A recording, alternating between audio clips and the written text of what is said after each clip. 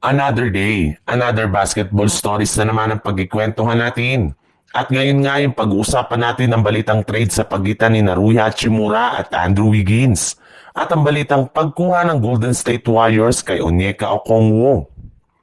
Ibinulgar na nga ni Jovan Buhan ng The Athletic na bagamat man nga pwede nang bigyan ng bagong kontrata ng Los Angeles Lakers si Rui Hachimura ngayong offseason, ay wala pa rin naman nga silang balak na gawin ito.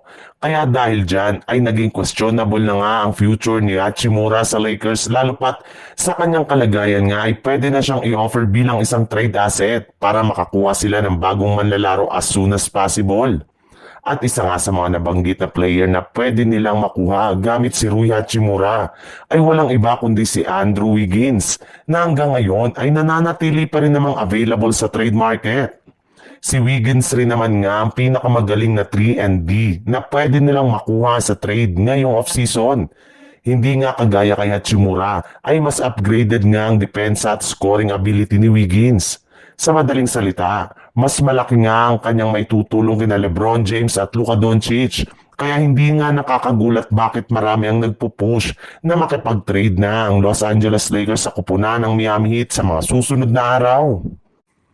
Sa ibang balita naman, ikinumpirma na nga ng NBA insider na Shams Charania ng ESPN na dapat nga daw sana ay pipirma na ng kontrata si Al Horford sa Golden State Warriors matapos ang ilang araw nilang pag-uusap ng kanilang front office. Ngunit sa kasamaang palad, kahit anumang kumbinsi nga nila dito ay hindi pa rin niya ito ginagawa hanggang ngayon, kaya nananatili pa rin siyang isang unrestricted free agent.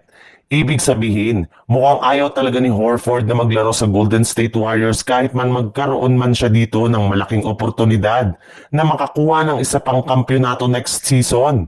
Kaya no choice na talaga ngayon ng Warriors kundi maghanap ng bagong center na ipangpapalit nila kay Al Horford. And since nga nagkakaubusan na ng mga magagaling na big man sa free agency ng mga nagdaang araw, ay mahihirapan nga sila dito na makakuha ng batang player.